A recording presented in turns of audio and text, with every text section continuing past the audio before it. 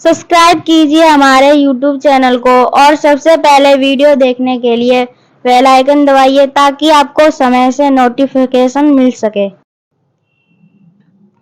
नमस्कार प्यारे साथियों, आपका स्वागत है हमारे यूट्यूब चैनल में। और देखिए साथियों, जैसा कि आपको पता है, हम आपका डीएलएड 4th सेमेस्टर के लिए मैथ स्टार्ट किए थे, जिसमें आज आपका चैप्टर नंबर 13 स्टार्ट होने वाला है। यानी 12 चैप्टर तक मैं ऑलरेडी आपको करा चुका हूं और आज चैप्टर नंबर 13 से स्टार्ट करने जा रहे हैं।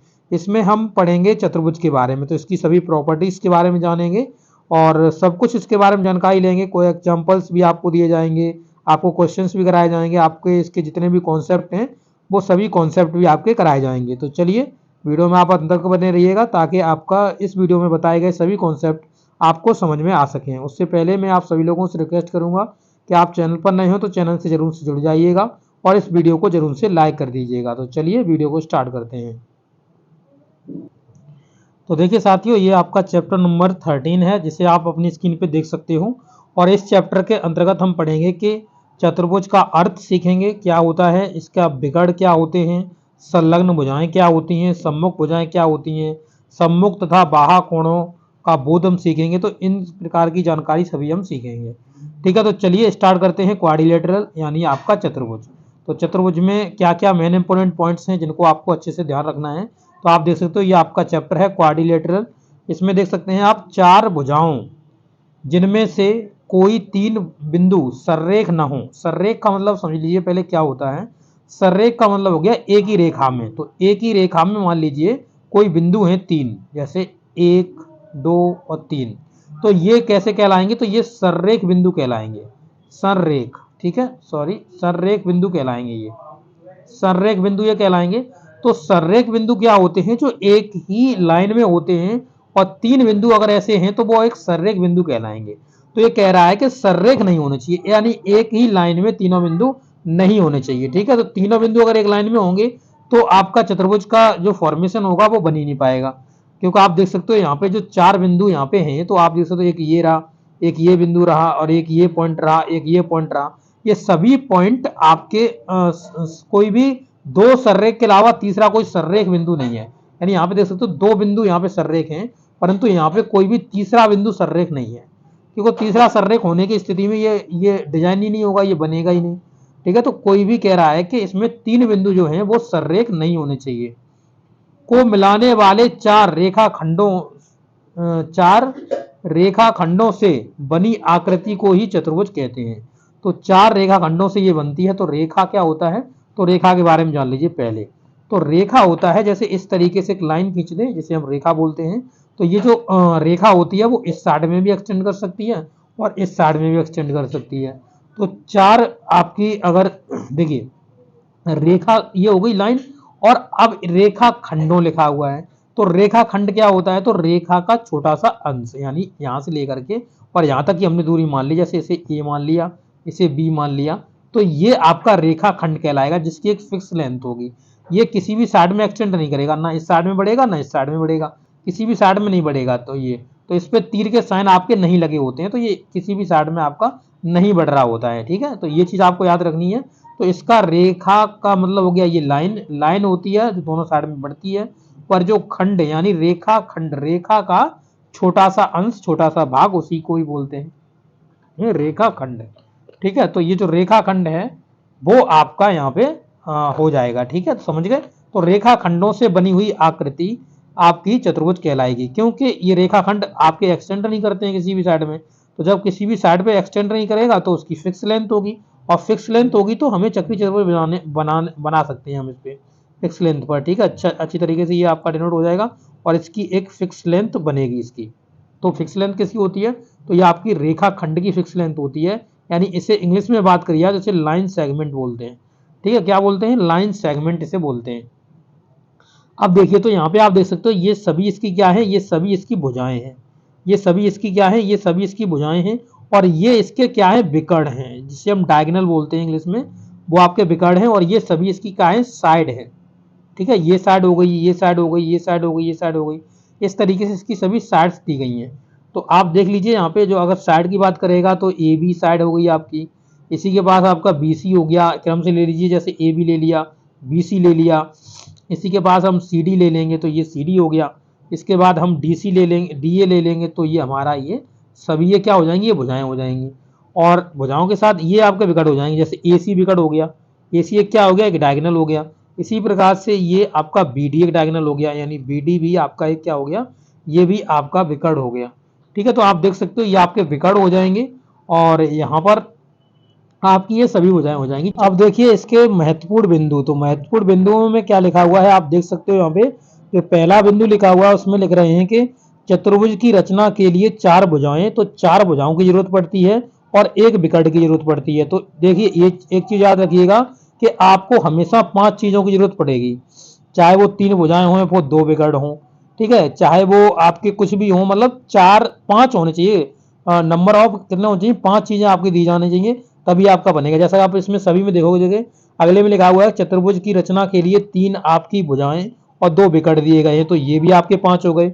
इसी प्रकार से आगे देखेंगे तो चतुर्भुज की रचना के लिए 2 संलग्न आपकी भुजाएं दी गई हैं, उसके मध्य के आपके कोण दिए गए हैं, एक अन्य कोण भी दिया गया है। तो आप भी यहाँ पे भी देखेंगे तो ये 5 हो गया, 2 यहाँ हो गए, 2 के बाद 2 यहाँ हो गए और आपका 1 इधर हो गया, तो ये भी तो आपके 5 हो गए। इसी प्रकार से आप अगर आगे देखेंगे तो इसमें भी आपकी 5 चीजों की रिक्वायरमेंट होती है बनने के लिए।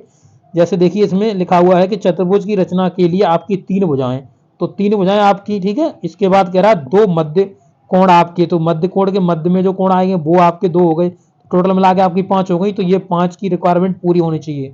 ऐसी 5 में देख लीजिए चतुर्भुज की रचना के लिए 4 भुजाएं, तो 4 भुजाएं हो गई और एक कोण हो गया, तो ये भी आपके 5 हो गए। इसी प्रकार से देखेंगे चक्रीय चतुर्भुज के सम्मुख कोण संपूरक होते हैं, संपूरक का मतलब हो गया 180 अंश के दोनों मिलाकर के होते हैं, यानी सप्लीमेंट्री एंगल होते हैं आपके, या सम्मुख कोणों का योगफल 180 अंश होता है। वही बात कह दी मैंने, दोनों को मिलाकर के 180 अंश होता है। जो संपूरक कोण होते हैं, जो सप्लीमेंट्री एंगल होते हैं, वो यही होते हैं। तो अब इनके बारे में कुछ डिटेल में इंफॉर्मेशन लेते हैं, किस तरीके से ये काम करते हैं, किस तरीके से ये बनते हैं, किस तरीके से इनकी आप रचना कर सकते हो, उसके बारे में हम इसकी जानकारी लेते हैं अलग से। ओके, चलिए। तो देखिए साथियों, यहाँ पर हम सीखेंगे कि चतुर्भुज की रचना, जो आपके इंपोर्टेंट पॉइंट्स दिए गए थे उनमें इंपोर्टेंट पॉइंट्स को हम समझेंगे किस तरीके से आपके ये वर्क करते हैं। आप देख सकते हो यहाँ पे लिखा हुआ है चतुर्भुज के 10 घटकों में से, तो अभी मैंने आपको बताया था चतुर्भुज के घटकों के बारे में। देखिए चतुर्भुज के 10 घटकों में से लगभग आपको कितने, 5 आपको ज्ञात होने चाहिए, तभी आपकी चतुर्भुज की जो रचना है वो आपकी हो पाएगी। तो 5 घटक जरूर से होने चाहिए, ठीक है। चतुर्भुज की रचना भी त्रिभुज की रचना के आधार पर ही होती है। उदाहरण से समझिए किस तरीके से, तो आप यहाँ पे एक उदाहरण देख सकते हो। उदाहरण नंबर 1 में जो आपका महत्वपूर्ण पॉइंट था उसमें आपका 1 पॉइंट यहाँ पे डिस्कस किया जा रहा है। देखिए लिखा हुआ चतुर्भुज की 4 भुजाएं तथा एक विकर्ण दिया गया हो तो चतुर्भुज की रचना की जा सकती है। आपको क्या किया गया हो, आपको एक विकर्ण दिया गया हो और चतुर्भुज की 4 भुजाएं दी गई हो। जैसा कि आप यहाँ फिगर में भी देख सकते हो, ये आपकी भुजाएं 4 भुजाएं दी गई हैं और 4 भुजाओं के साथ साथ ही आपको एक विकर्ण भी दिया गया है। तब यहाँ पे चतुर्भुज जो है वो बन रहा है। अगर इसमें से कोई भी एक चीज कम होती तो ये नहीं बनता, क्योंकि 5 चीजें रिक्वायरमेंट आपको बहुत ही जरूरत है, तभी आपकी ये चीज बन पाती है। तो आप देख सकते हो यहाँ पे चतुर्भुज बनाना आपका यहाँ पे आसान हो जाता है, यानी आपका पॉसिबल हो जाता है अगर आपकी 5 चीजें दी गई हैं। तो हमेशा 5 चीजें देगा, चतुर्भुज की 4 भुजाएं दी हैं, एक विकर्ण दिया है, तब यहाँ पे चतुर्भुज की एक रचना हो रही है। जैसे आप देख सकते हो यहाँ पर एक यहाँ पे विकर्ण दे दिया है, यहाँ पे दूसरे विकर्ण की लंबाई पूछ सकता था। जैसे इस तरीके से ये जो आपका विकर्ण जा रहा है इसकी लंबाई पूछ सकता था आपसे, इस तरीके से क्वेश्चन आ सकता था, ठीक है। इसी प्रकार से आपके क्वेश्चन बनते। अब यहाँ पे देखिए लिखा हुआ है कि यहाँ पे प्रथम हम क्या करेंगे, कच्ची आकृति बनाएंगे, यानी आकृति में दिए गए घटकों को दर्शाएंगे। आकृति के आधार पर सहज मतलब सहज में ध्यान रखेंगे कि यहाँ पे आप देख सकते हो एक त्रिभुज बना हुआ है SPQ। तो SPQ एक त्रिभुज, देखिए SP और Q, एक ये त्रिभुज बना हुआ है, आप जिसे देख सकते हो। इसी प्रकार से आपका SRQ भी एक त्रिभुज बना हुआ है। भुजाओं की लंबाई इनकी हमें दोनों की ज्ञात है। तो यहाँ पे देख सकते हो ये आपका S और RQ आपके 2 त्रिभुज बने हुए हैं और 2 त्रिभुजों के माध्यम से आपका एक चतुर्भुज बना हुआ है, ठीक है। तो इस आधार पर हम SPQ और SRQ की रचना करने पर दिए गए मापों वाला, यानी हमको पता चल जाएगा P, Q, R और S, ये आपको पता चल जाएगा और आप चतुर्भुज की रचना कर सकते हो। तो देखिए इसमें किस तरीके से पहले करना है। तो पहले आपको यहाँ पे 5.6 सेंटीमीटर की एक दूरी ले लेनी है। प्रकार अपने पटरी की सहायता से आपको यहाँ पे बना देना है। अब पटरी और प्रकार अपने दोनों अपने पास रखिएगा, ठीक है, तभी आपका ये चीज़ पॉसिबल रहेगी। आपको ये सब चीज़ें रखनी है। तो यहाँ पे देखिए कह रहा है कि अब आपको यहाँ पे एक हमने ये लाइन खींच ली, और लाइन खींचने के बाद हम क्या करेंगे, यहाँ पर एक आपका दूसरी दूरी लेंगे। जैसे हम PQ तो यहाँ पे हमने कर दिया, PQ का 5.6। अब यहाँ पर आप एक QR देख रहे होंगे, और भी आगे आप भुजाएं देखेंगे तो QR भुजा पर भी आप लगा सकते हैं। यहाँ पे देखिए, तो Q को पॉइंट मान लीजिए, यानी आपको यहाँ पे Q पर अपनी प्रकार रखी, वो जो आपका प्रकार है उसका नुकर रखना है, और यहाँ पर आप दूरी लेकर के पटरी में, और यहाँ से आप इस प्रकार में दूरी लेकर के इस तरीके से आप एक चाप लगा दीजिएगा। अब इसी तरीके से PS देखिएगा, तो P और S, तो P और S का मतलब P पर पॉइंट रखिएगा। 4.3 सेंटीमीटर की आपको एक दूरी लेनी है, तो यहाँ पर एक सेंटर मान के P को, और यहाँ पे 4.3 सेंटीमीटर की दूरी लेकर के प्रकार में और इस तरीके से एक चाप लगा दीजिएगा। ठीक है, 2 चाप लग गए। अब यहाँ पर आप देखेंगे तो लिखा हुआ है कि RS 7 सेंटीमीटर है, तो RS 7 सेंटीमीटर है, और उससे पहले आप देखिए QS, तो Q और S एक बिंदु बनाना है हमें। तो QS बिंदु बनाना है, तो हमको क्या करेंगे, इस Q और S के लिए हम 6.2 सेंटीमीटर की दूरी लेंगे प्रकार में, और इस तरीके से इसको इस पॉइंट पर रख करके, Q पॉइंट पर रख करके, और इस तरीके से S पर हम एक चाप खींच देंगे। तो ये जो दूरी बनेगी, इसी तरीके से हम इसको इस तरीके से मिला देंगे। क्या कर रहे हैं, मिला देंगे, तो हमें एक त्रिभुज मिल जाएगा यहाँ से।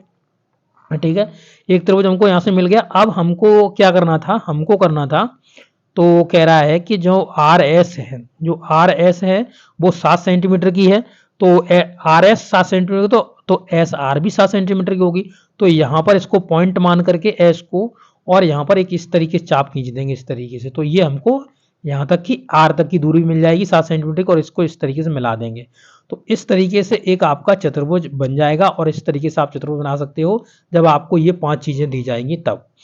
ठीक है, इसी प्रकार से आप अगर आगे बढ़ेंगे तो दूसरा इसका जो स्टेज बनता है, दूसरा जो इसका प्रोफार्मा बनेगा वो क्या बनेगा, देखिए चतुर्भुज की 3 भुजाएं दी गई हों, 2 विकर्ण दिए गए हों, तो चतुर्भुज की रचना कर सकते हैं।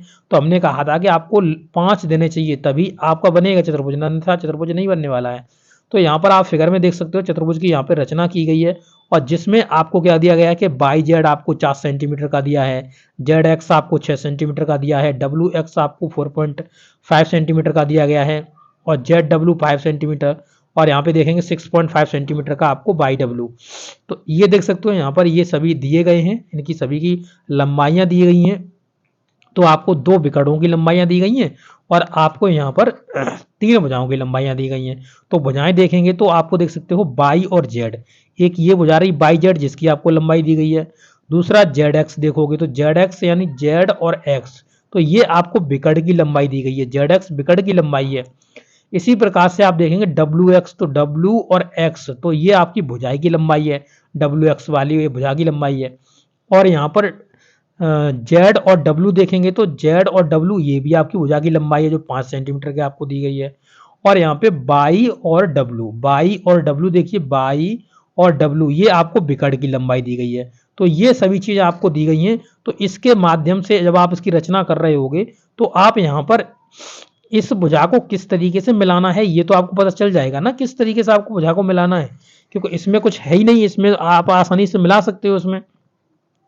ठीक है, किस तरीके से करना है देखिए मैं आपको एक बार बता देता हूँ। जैसे आप ये ZW ले लीजिए, ठीक है, ZW आपने 5 सेंटीमीटर का ले लिया, ZW आपका हो गया।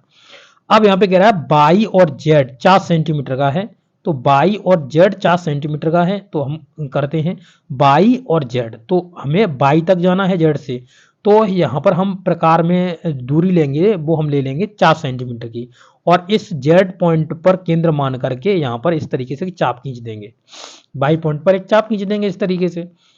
अब यहाँ देखेंगे हम ZX 6 सेंटीमीटर का है, तो Z और X देखिए, तो Z और X ये दूरी ZX, तो Z को ही पॉइंट मान करके हम क्या करेंगे और X की तरफ इस तरीके से खींच देंगे, इस तरीके से चाप खींच देंगे। ओके, दोनों पॉइंट पर मानकर दोनों तरफ हम खींच देंगे, दूरी जो इसकी ZX की अलग दूरी होगी और उसकी दूरी अलग लेकर खींच देंगे यहाँ पे। अब यहाँ पे खींचने के बाद आप देख सकते हो W और X, तो W और X की वैल्यू देखो, तो W और X यहाँ रहा, तो W को केंद्र मानकर, W को केंद्र मानकर यहाँ पे प्रकार की नुकर रख के और इस तरीके से खींच देंगे तो ये आपका यहाँ पे खींच जाएगा। तो यानी ये दूरी आपकी मिल जाएगी। अब कौन कौन सी मिल जाएगी, तो आप यहाँ पे देख सकते हो ये दूरी आपकी मिल जाएगी। तो ये 4.5 सेंटीमीटर की दूरी आपको दी गई थी, वो आप मिला देंगे यहाँ पे। अब मिलाने के बाद आपको क्या करना है, तो देखिए आगे बढ़िए। और यहाँ पे कह रहा है कि W और Z, मतलब Z और W देखिए कहाँ है, Z ये रहा और W आपका ये रहा। तो ZW तो हम बना ही चुके हैं, इसका छोड़ो। इसमें देखिए आगे कह रहा है कि बाई और W, तो बाई और W देखो, बाई और W ये आपको विकट खींचना है। तो यहाँ पर आपका अभी पॉइंट नहीं मिला है, पॉइंट यहाँ पर आपका अभी नहीं मिला है। यहाँ पे आपका पॉइंट एक ही तो मिला है, दूसरा पॉइंट तो आपका नहीं मिला है। परंतु यहाँ पे आप देखेंगे तो ये वाला आपको पॉइंट हो चुका है ज्ञात, ये आपका W तो आपको ज्ञात ही है। अब यहाँ पे कह रहा है कि आपको यहाँ पर एक पॉइंट मिलना चाहिए था, तभी तो आप ये दूरी खींच पाओगे कि नहीं खींच पाओगे।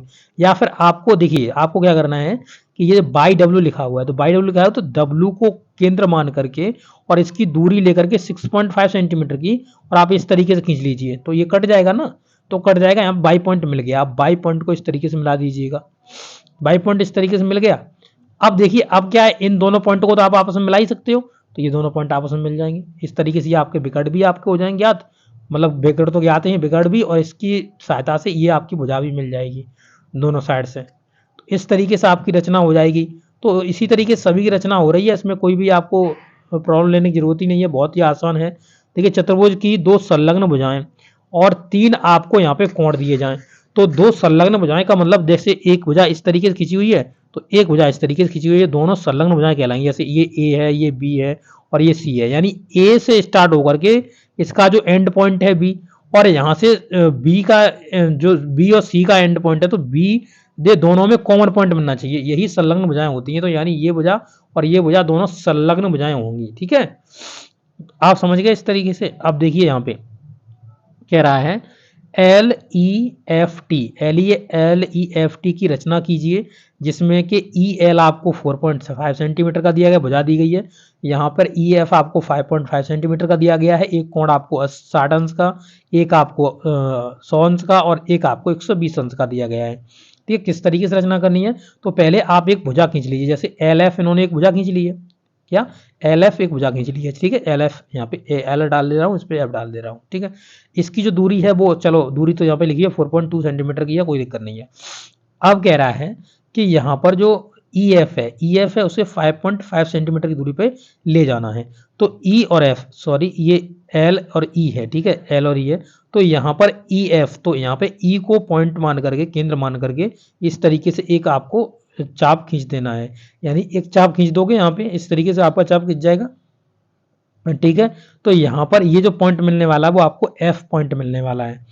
अब F पॉइंट किस तरीके से मिलेगा तो मैं आपको समझाता हूँ। देखिए अब यहाँ पर कह रहा था कि E पर आपको 100 अंश का एंगल बनाना है, तो यहाँ पर E पर 100 अंश का एंगल बनाते हुए इस तरीके से एक लाइन खींचोगे और इसकी एक लाइन है, ये आपस में काट लेगा तो यहाँ पे एक F बन जाएगा। तो ये जो एंगल है वो आपका कितने का, 100 अंश का एंगल, 100 अंश का एंगल बना के खींचेगा, तो ये बन गया। इसके बाद कह रहा है कि आपका जो F है उस पर आपको 120 अंश का एंगल बनाना है, ठीक है। F पर 120 अंश का बनाना है, तो उससे पहले आप L बनाइए 60 अंश का। तो 60 अंश का L बनाओगे तो 60 अंश का कुछ इस तरीके से आपका 60 अंश का एंगल बनेगा। तो ये आपका 60 अंश का एंगल हो जाएगा L बनाते हुए, ठीक है, 60 अंश का एंगल हो गया। अब यहाँ पर जो आपको पॉइंट मिल चुका है, ये आप पॉइंट देखिएगा, ये आपको पॉइंट दिख रहा होगा, ये तो आपको मिल गया ना, दोनों लंग से कट गया, ये F तो आपको मिल ही गया है। अब F मिल गया है ना, तो F पर आपको बनाना है 120 अंश का एंगल। तो ये दूरी आपकी हो गई, ये दूरी, ये दूरी हो गई, इस पर ही तो F बना सकता है एंगल। तो F एंगल जब बनाएगा तो इस तरीके से कुछ बना रहा होगा, इस तरीके से बाहर की साइड पे जा रहा होगा 120 अंश का, क्योंकि 120 अंश का जा रहा होगा तो ये जो एंगल है ये इस पे मिल जाएगा। तो यहाँ पे एक पॉइंट मिल जाएगा आपको, क्या, तो ये पॉइंट आपको मिल जाएगा T, ठीक है, T पॉइंट मिल गया आपका। अब आप देख सकते हो यहाँ पे चतुर्भुज बन गया आपका, ये आपका क्या बन गया, ये आपका चतुर्भुज बन गया। तो इस तरीके से आप कर लोगे, इसमें कोई भी आपको दिक्कत नहीं होगी, ठीक है। आप अब समझदार हो तो उतना ज़्यादा जा करके उसमें समझाना भी नहीं है, आप समझ सकते हो। तो कुल मिला के आपका, मेरे कहने का जो मतलब है वो यही है कि आपके पास 5 चीज़ें होनी चाहिए, तभी आपका यहाँ पे जो चतुर्भुज है वो बन सकता है। इसी प्रकार से आप अगला भी देख सकते हो, तो अगले में भी यही बात की गई है कि चतुर्भुज की 3 भुजाएं दी गई हैं, उसमें एक समष्टि 2 आपके यहाँ पर आंतरिक कोण दिए गए हैं। तो आप यहाँ पे देख सकते हो आपकी ये भुजाएं दी गई हैं, इसमें 2 आंतरिक कोण दिए गए हैं, इनको बनाकर आपको बनाना है। तो मैंने आपको ऊपर वाले में समझाया किस तरीके से कोण बनाने हैं। तो आप इस समझ सकते हो ये सभी पॉइंट जो हमने आपको बताए थे वो आपके सभी यहाँ से वेरीफाई हो जाते हैं, तो आप इनको अच्छी तरीके से समझ सकते हो। अब पटरी और प्रकार की अगर हम सहायता से बना रहे तो आपको बहुत ज़्यादा कंसेप्ट क्लियर कर दें, क्योंकि पटरी प्रकार की सहायता से इसकी रिकॉर्डिंग में नहीं बना सकते हम, तो इसलिए मैं आपको केवल समझाता हूँ, आपको प्रैक्टिकल करके देखना है तो आपका कोई भी यहाँ पे डाउट क्लियर नहीं रहेगा, ठीक है। तो ये महत्वपूर्ण पॉइंट तक हमने आपको इस वीडियो में कराया, ये वीडियो नंबर 1 था आपके लिए। अगला वीडियो आएगा, अगले वीडियो में आपको और अच्छे से समझाया जाएगा और अच्छे से और आपके पास पॉइंट आने वाले हैं। ओके, तो ये वीडियो आपको कैसा लगा है, अच्छा लगा तो जरूर से अपने दोस्तों के साथ शेयर करिएगा। Okay, thank you.